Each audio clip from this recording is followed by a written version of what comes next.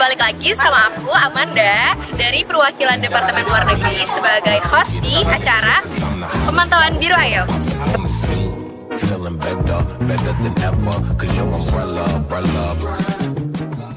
Hai Ben-Beners, ada apa nih? Gimana Teh kabarnya hari ini? Baik, kamu gimana? Baik juga. Aku boleh ganggu waktunya sebentar nggak Teh? Boleh, tapi sambil ikut aku ke dalam yuk. Yuk. Teh, by the way, Teteh kemarin yang ikut APDSA itu bukan sih? Oh, yang acara di Bali itu ya? Iya, kemarin aku ikut itu. Kenapa? Boleh dijelasin nggak Teh? Tapi sebelum dijelasin, Teteh boleh kenalan diri dulu nih. Siapa tahu dari BEM-BEM muda ada yang belum kenal sama Teteh. Jadi perkenalan ya teman-teman, nama aku Alami. Aku sarjananya angkatan 2019. Jadi aku sekarang lagi kelas profesi gelombang kedua. Oh gitu ya Teh. Berarti kesehariannya sekarang menjalani koas ya Teh?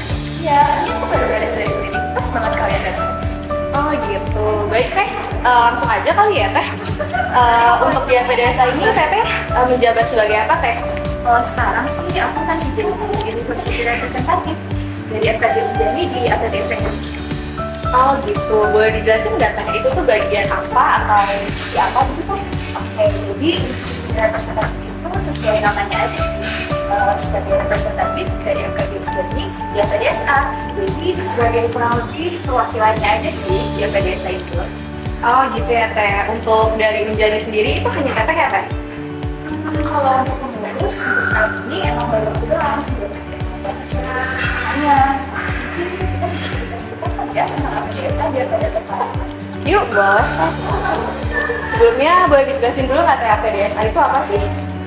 Jadi APDSA itu sebuah singkatan ya dari Association of Student Association. Jadi ini sesuai dengan dari merupakan organisasi mahasiswa berpendidik yang memahami dan konstitusi sesuatu wilayah asing. Oh gitu ya Teh. Untuk proker-prokernya tuh ada apa aja Teh? Untuk proker APDSA itu sebenarnya ada beberapa besar. Ada annual congress, review meeting, dan juga sebenarnya di dalam proker-proker besar itu masih ada proker lain kayak ambil direksi, dan juga ada webinar online yang masih banyak. Tapi yang paling besar itu ada dua, annual congress sama di meeting aja. Oh gitu ya Teh. Annual Congress yang kemarin itu yang di Bali itu kan ya Teh? Nah, iya benar yang di Bali kemarin yang baru aja. Kita laksanain. Biasanya kalau Annual Congress itu dilakuinnya berapa tahun sekali sih Teh? Sesuai namanya ya, kalau annual congress itu kita lakuinnya setahun sekali. Jadi tiap tahun pasti rutin ada agenda annual congress. Boleh diceritain nggak Teh itu kegiatannya apa aja dan di sana tuh ngapain aja sih kita? Sambil naik ke atas ya. Yuk. Oke. Kita nanya tentang Bali ya. Yuk sambil ke atas. Oke Teh.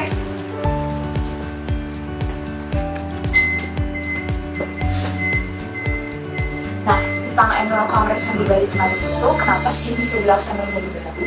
Soalnya kebetulan ya karena negara kita yang megang tender annual congressnya, jadi dilaksanainnya di Bali. Tentu aja preparationnya itu udah cukup lama ya, hampir 1 tahun sebelum. Jadi panitia-panitia ataupun komite dari Indonesia udah merencanakan itu semua. Ya untuk agendanya banyak sih, tapi yuk sambil pulang. Agendanya sendiri itu dimulai dari ada opening ceremony, partisipannya. Nah pada malam itu kita tuh emang masih pada malam-malam kecil itu, cuman kita pada perkenalan sesama partisipan dengan biasa yang emang ada di conference itu. Nah terus setelah itu tentunya pasti kita kan ada kegiatan akademik juga ya, ada seminar, ada workshop, ada juga hands on. Nah itu dilaksanakan juga online dengan akademik. Tapi jangan lupa juga pasti ada lomba kan. Nah ada lomba ada dua, ada tentang direksi dan juga ada lomba poster. Nah lomba poster juga selain itu ada lomba tentang literatur review. Jadi untuk lomba itu ada yang oral presentation, ada juga yang tadi aku sebut yang poster presentation. Nah selain lomba-lomba tentunya nggak afdol sih kalau misalnya kita kembali tapi nggak liburan. Nah jadi pasti ada city tour, kita main bareng-bareng. Tuh waktu kemarin sih sedikit cerita aja ya, ada optionnya ada 3. Kita ke Uluwatu, terus kita juga rafting, dan juga kita main water sport. Pokoknya seru banget deh, kayaknya nggak cukup kalau aku ceritain sekarang. Yuk kita ngobrol lagi aja ya.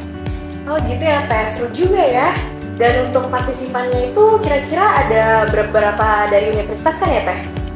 Iya bener banget, dari universitas di Indo lumayan banyak sih yang ikut. Tapi selain dari Indo, ya karena itu di SD ya, jadinya satu Asia Pasifik. Jadi masih banyak juga dari negara-negara lain yang ikut. Contohnya dari Singapura, dari Malaysia, terus ada Taiwan, Hong Kong. Masih banyak ya, pokoknya seru banget kemarin. Wah, jadi kepengen tertarik nih Teh buat ikut APDSA. Untuk annual congress-nya itu tuh dilakuinnya berapa hari sih Teh? Nah, untuk annual congress kemarin itu kita laksanainnya tanggal 1 sampai tanggal 5. Jadi kurang lebih emang acara itu selama 5 hari ya, selama 5 hari. Dan emang dikemas dengan sangat berisi, panitianya sangat menyenangkan dengan matang. Jadi partisipasinya semua enjoy gitu. Aku pun sebagai panitia enjoy juga gitu loh partisipasinya. Oh gitu ya Teh. Baik Teh, kalau untuk dari penjelasan Teh ini kan mungkin udah ada yang punya ketertarikan ya Teh buat ikut APDSA nih. Bisa dijelasin nggak sih Teh cara daftar APDSA tuh gimana, untuk cara menjadi delegasinya tuh bagaimana, dan syarat-syaratnya itu apa? Cara untuk daftar APDSA ya, sebenarnya kalau untuk daftar APDSA itu kita tinggal standby aja di IG-nya APDSA. Nah disitu pasti nanti ada pengumuman kok tentang daftarnya, kapan daftarnya gitu. Dan bisa juga kalian apakah ingin menjadi pengurusnya di APDSA Indonesia atau di APDSA Internasional. Jadi ada 2 pilihan. Dan biasanya itu tuh dipertahankannya sekitar 1 tahun sekali. Oh gitu, makasih banyak ya Teh untuk informasi buat masuknya nih. Siapa tahu ada yang udah berminat buat masuk juga. Ngomong soal prokernya nih, selain annual congress, proker apa aja sih yang udah berjalan?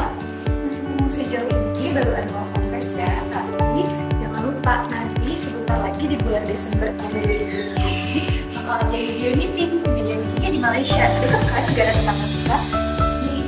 Jadi kalau kita ikut kegiatan APDSA supaya delegasi dari itu makin rame, karena jujur kemarin masih ada sepi. Sayang banget ya Teh kalau partisipannya sepi gitu, padahal acaranya seru banget tuh. Teteh ada tips and trick nggak untuk bisa join APDSA walaupun kita ini nggak bisa bahasa Inggris Teh? Sebenarnya aku alangkah lebih baiknya kita punya basic bahasa Inggris terlebih dahulu ya, karena kalau misalnya kita teman ya seluruh board APDSA pasti menggunakan bahasa Inggris kan, bisa universal. Tapi kalau misalnya kalian belum fluent itu, belum selancar itu, jangan takut. Meskipun kalian bisa basicnya dan harus percaya diri aja. Semakin kalian semakin berlatih, semakin sering kalian melakukan conversation atau ngobrol sama orang yang Makasih banyak Teh untuk tips and triknya. Untuk Teteh sendiri ada pesan-pesan nggak sih Teh selama Teteh ini mengikuti APDSA? Pesan-pesan ya. Jujur kalau dari aku senang banget sih di APDSA. Meskipun mungkin emang pengalaman aku belum terlalu lama juga di APDSA, apalagi di APDSA Indonesia. Tapi aku dapat banyak banget pelajaran, apalagi relasi. Karena kan selain kita bertemu sama teman-teman FKG, bukan dari jadi aja, bukan dari Indonesia aja, tapi se Asia Pasifik. Itu tuh benar-benar sangat insightful buat aku, bukan semata kita membahas akademik terus ya sebagai mahasiswa. Kita juga mengetahuilah struggle mahasiswa ini secara lebih umum tuh kayak gimana. Pokoknya benar-benar bermanfaat buat aku, melatih aku untuk lebih percaya diri juga, dan melatih aku untuk keluar dari zona nyaman. Itu sih paling besar sama aku di APDSA. Oke Teh, menurut Teteh kalau misalnya kita ini introvert, terus pengen banget nih join di organisasi yang lebih luas lagi gitu, lebih banyak melibatkan beberapa universitas dari luar juga, itu gimana ya Teh? Masalah introvert sejujurnya kalau boleh sharing sedikit, aku juga introvert kok. Cuman bukan berarti hal tersebut membatasi aku untuk mau mengenal hal yang di luar zona nyaman aku gitu. Karena kan kita tidak mungkin mendapatkan sesuatu kalau kita terus-terusan ada di titik itu terus. Jadi menurut aku tipsnya adalah nggak apa-apa kalau kamu nggak merasa nyaman di awal, kamu keluar dari zona nyaman kamu. Karena memang seperti itu. Tapi jadi orang coba lebih percaya diri dan berani. Baiknya sih, karena banyak banget kesempatan untuk kita mahasiswa kedokteran ini di luar sana yang bisa bikin kita tuh lebih berkembang. Jadi jangan nyanyiin kesempatan. Itu sih ya. Oke Teh, gitu ya teman-teman ya. Jadi dari jawaban Teh aku ini semoga bisa bisa memberikan inspirasi untuk teman-teman BEM muda. Baik Teh, untuk setelah pengalaman Teh ikut APDSA ini, ada nggak sih Teh kira-kira yang harus dikembangkan dari BEM di FKG ini Teh? Aku kurang tahu juga BEM sekarang kayak gimana, kan aku sih baca dari BEM beberapa tahun lalu. Cuman mungkin yang aku highlight adalah kegiatan di APDSA itu akan lebih melibatkan eksternal aja di sana, selain kita mengenalkan FKG Unjani lebih luas ya ke luar sana gitu. Itu juga tentunya bisa jadi ajang belajar bagi pihak FKG Unjani itu sendiri, baik untuk mahasiswanya, untuk sivitas akademiknya dan lain sebagainya. Jadi menurutku kalau kita udah siap, sering-sering ambil kegiatan ataupun membuat kegiatan yang melibatkan eksternal, itu aja sih. Baik Teh, udah nyampe di penghujung pertanyaan nih Teh. Teteh masih semangat nggak sih Teh buat aku tanya-tanya? Dong, apa sih yang gak buat kamu? Baik Teh, dari Tanda sendiri ada pesan nggak sih Teh untuk teman-teman yang berminat mau daftar APDSA untuk melanjutkan estafet pendelegasiannya Teh? Pesan dari aku adalah tentunya paling penting supaya nggak ketinggalan informasi, boleh di follow Instagramnya APDSA. Nanti dicampurkan ya sama teman-teman dan Instagram APDSA-nya. Nanti BEM-BEMers tinggal klik dan juga follow Instagramnya, karena informasinya di situ lengkap, dari mulai recruitment ataupun informasi acara yang mau dilakukan di APDSA. Lalu yang kedua dari aku adalah ayo percaya diri aja untuk ikut kegiatan-kegiatan selain kegiatan internal. Jadi jangan sampai menyanyikan kesempatan karena ragu-ragu atau apa. Karena kesempatan itu ada untuk itu aja dari aku. Oke Teh, makasih banyak ya Teh udah meluangkan waktunya di tengah Teh yang kesibukan koas ini. Terima kasih banyak Teh, semoga bisa bermanfaat buat teman-teman muda yang mau ikut APDSA dan mau daftar ikut APDSA ya Teh. Oke. Terima kasih Teh, bye-bye. Halo BEM-BEMers, kembali lagi di sesi pemantauan Biro IOMS bersama aku, Amanda dari perwakilan Departemen Luar Negeri BMKM FKG Unjani. Di sini aku mengundang para narasumber dari PSNKGI. Ayo kita kenal lebih lanjut sama Kang Teteh PSNKGI-nya. Baik Kang Teh, terima kasih sudah meluangkan waktunya di sini sebagai perwakilan dari PSNKGI. Karena ada pepatah kata dalam kata saya, maka boleh perkenalan dulu dari Akang. Hai, aku Akhtar Ghaffari dari Komisi FKGI. Di BEM-nya aku dari Departemen Ekstra. Ya, kalau saya Radi dari Komisi A, di BEM-nya sendiri saya di staf ahli PSDM. Oke, halo semuanya, saya Faizal, PSFKG sebagai koordinator institusi Unjani, untuk BEM-nya sendiri sebagai ketua. Halo semuanya, aku Faizal di PSNKGI sebagai anggota Komisi B dan di BEM sendiri sebagai PSDM. Oke, halo teman-teman semua, kenalin aku Dimas Muhammad, aku di PSNKGI di Komisi C Pengabdian Masyarakat dan di BEM-nya di Departemen Sosial. Oke, karena Anda sudah memperkenalkan diri, kita bisa langsung masuk aja ke sesi pertanyaannya ya kita. Untuk yang pertama, ada program kerja apa aja sih yang udah berjalan di PSNKGI? Boleh dijelaskan di bidang komisi? Kalau di sini ya, jawab untuk Komisi A sendiri, kalau program kerja sih banyak sebenarnya. Kalau sudah kerja ya, salah satunya ya, institusi syariah, kemudian ada juga dari Komisi A itu ada lewat UKM Mandiri dan sebagainya. Dan kalau misalnya itu sih, tapi yang banyak hal lainnya yang sudah terjadi. Kalau dari komisi sendiri, sama programnya kalau keseluruhan itu banyak. Apa misalnya yang udah dijalani itu karena kita teman sebagai ada program kaderisasi sama program rutin. Jadi untuk program kaderisasi itu udah berjalan pengenalan awal kemarin saat Fresh Egg. Kemudian untuk program rutin itu ada RNP, RDP, dan juga SDLD itu udah terjadi semua. Lebih dari sekali tentunya. Lalu juga sekarang itu lagi ada persiapan buat nasional HRD kelas atau NHC. Itu juga lagi proses aja. Mungkin selanjutnya dari komisi C. Kalau dari komisi C sih program cukup banyak ya. Tapi yang udah berjalan, salah satunya kita juga ada Agendana, yaitu Bank Sosnas. Kemarin sudah terlaksana di UMS atau di Solo. Terus juga kita udah melaksanakan SMK dari training. Kemudian juga ada LPDM. Selanjutnya ini komisi F ya. Komisi F itu untuk dari kajian sudah bikin 2 kajian. Ada kajian RUU Kesehatan yang baru disahkan bulan Juli kemarin dan juga ada mandatory spending. Lalu terus ada Denstream kemarin juga sudah berjalan.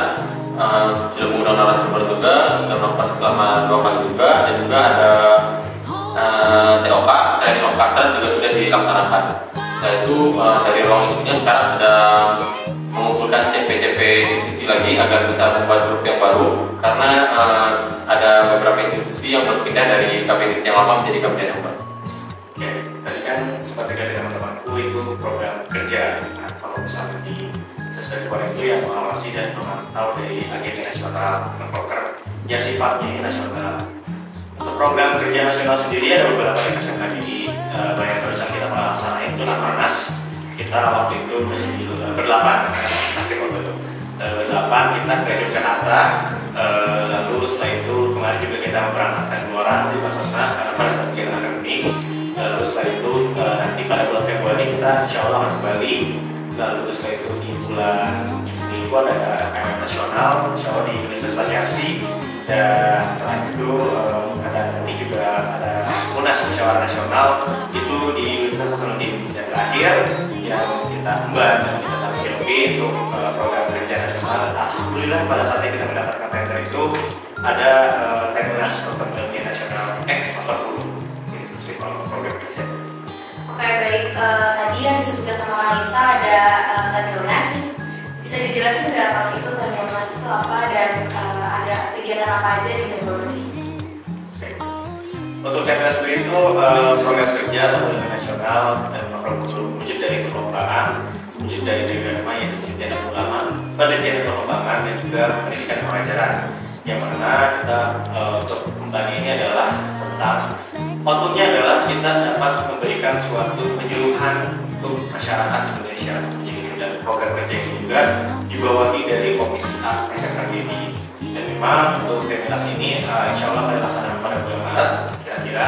Dan kalau misalnya jauh lebih tahu dan jauh lebih mendalam, mungkin bisa dari nanti.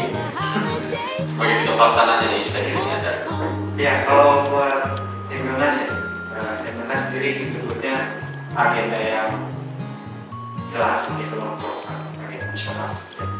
Kemudian agenda nasional ini kita tentunya kasih diri tadi dijelaskan dari ada overview juga. Kita menggait dari komisi C, jadi sebagai program juga ada program yang bekerja sama dengan antar program. Nah, Teknas sendiri skemanya nanti itu nanti akan ada seminar yang sangat baik itu nanti ada mahasiswa klinik atau mahasiswa klinik, nanti para dokter ini juga akan menerima seminar ekspornya. Nah, kemudian kalau dari overview sendiri tadi dijelaskan wujud dari satu penyuluhan juga yang akan diberikan kepada masyarakat. Nanti kita akan lakukan perlombaan di mana mereka akan berkreasi bagaimana membuat video yang baik, kemudian poster yang baik yang akan mungkin nanti dipakai dari setiap unitnya atau fakultasnya untuk menunjukkan berkaitan dengan kesehatan hidupku. Nah itu nanti akan ada perlombaannya dari overview itu. Jadi perlombaannya nanti ada juga seminarnya dan seminar ekspor. Oke, kalau untuk perlombaan itu ada apa aja sih dan cara daftarnya itu bagaimana? Apakah yang dari umum ini bisa ikut join masuk perlombaannya atau hanya dari PSM lagi?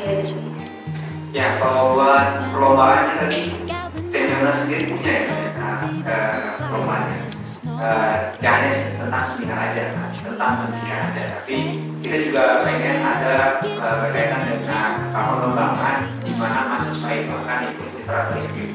Nah, review nanti kita jelas akan mengangkat tema yang berkaitan dengan pemegang tender. Jelas kita yang pemegang tender dari ini itu kita rencananya merujuk pada visi-misi kita, yaitu rekomendasi. Jadi itu nanti mereka akan ngangkat dari itu ilmunya, banyak mencari sumber-sumber yang bagus, medis dalam bidang kedokteran gigi yang bisa dipakai. Kemudian kalau untuk perlombaan keperluannya itu ada berkaitan dengan poster dan juga video competition. Nah, itu biasanya sering diadakan di setiap universitas. Nah, tapi ini sekarang kita sekarangnya ini berkaitan dengan seluruh Indonesia. Dan cakupannya nasional ya di Indonesia. Jadi seluruh mahasiswa baik teman-teman rekan-rekan yang dari ujian yang gabung dari seluruh universitas yang ada di Indonesia yang berkaitan dengan FKG, atau nanti mahasiswa kesehatan juga nanti akan kita pertimbangkan bisa ikut. Nah itu nanti kita akan pertimbangkan. Jadi mahasiswa-mahasiswa itu akan ikut lomba 2-3 kali, review, kemudian ada video competition dan juga poster.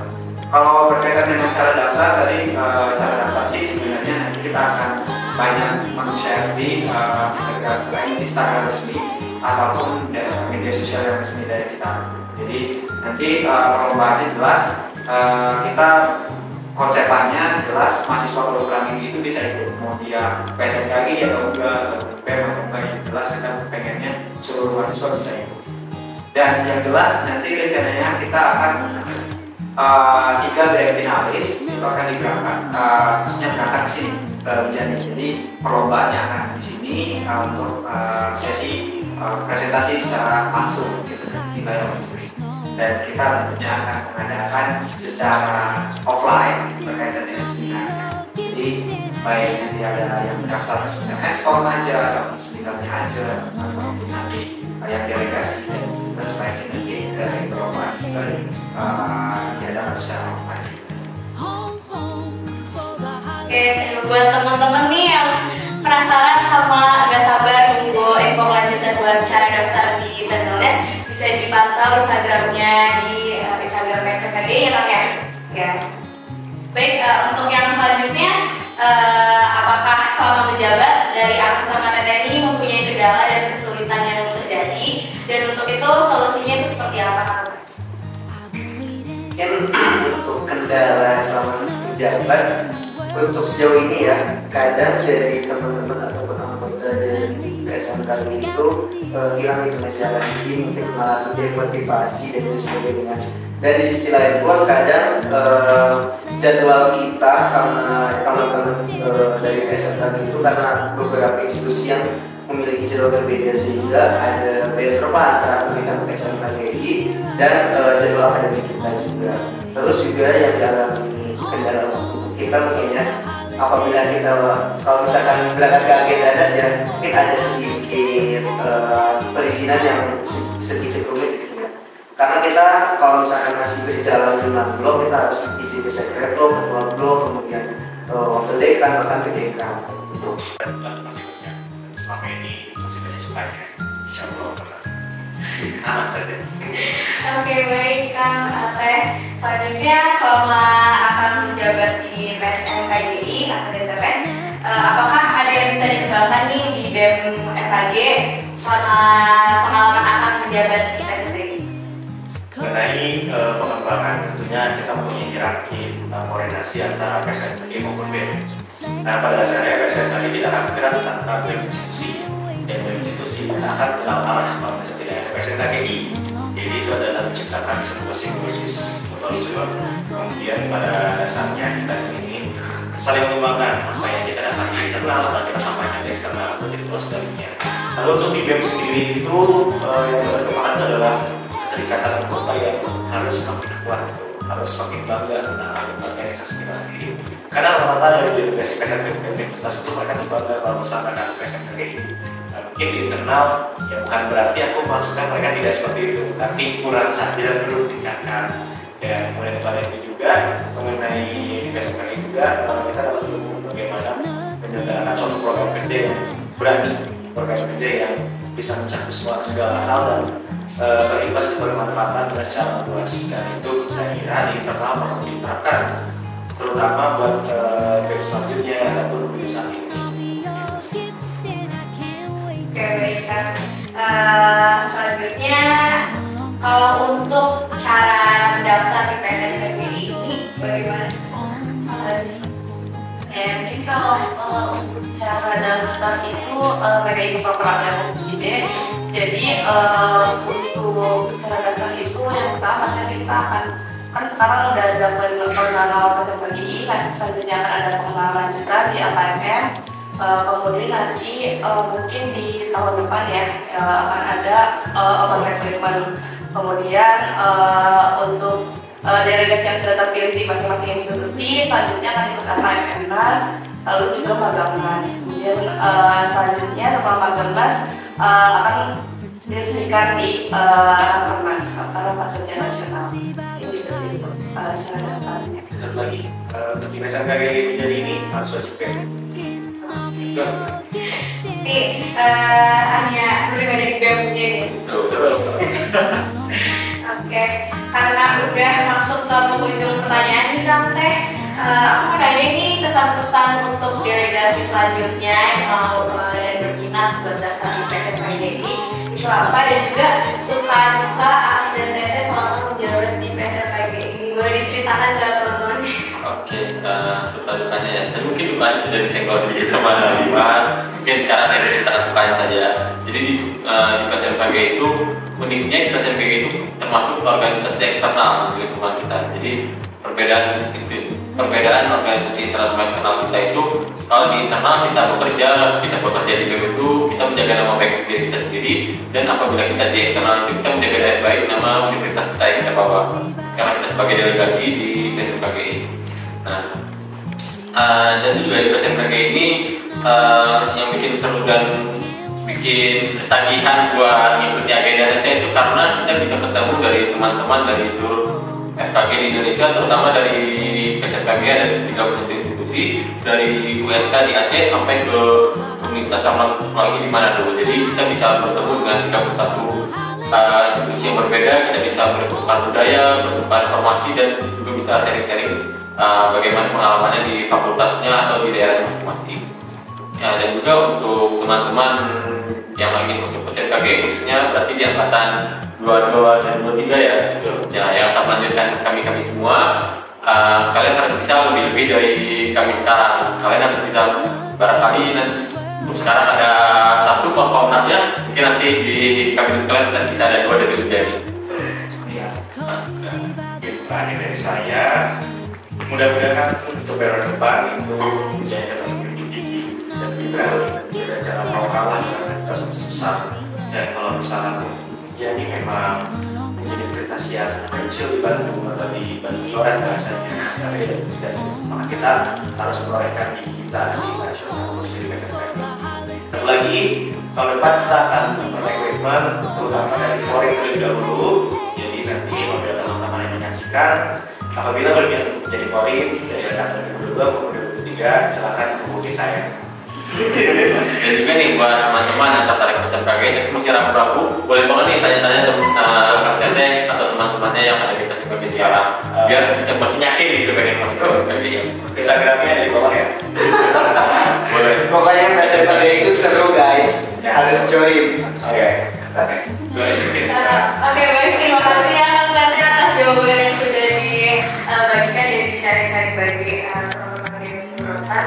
Semoga dari teman-teman ini punya insight baru untuk tertarik buat ikut ke PSMKG ini untuk meneruskan ke pengurusan yang selanjutnya ya Kang Teh. Oke, karena udah di penghujung acara nih Kang Teh, aku dari Amanda mau berterima kasih banget karena udah meluangkan waktunya sharing-sharing soal PSMKGI. Selanjutnya untuk teman-teman yang akan menyaksikan, sampai jumpa kembali di pemantauan Biru IOPS yang selanjutnya. Saya Amanda pamit undur diri. Terima kasih. Dadah.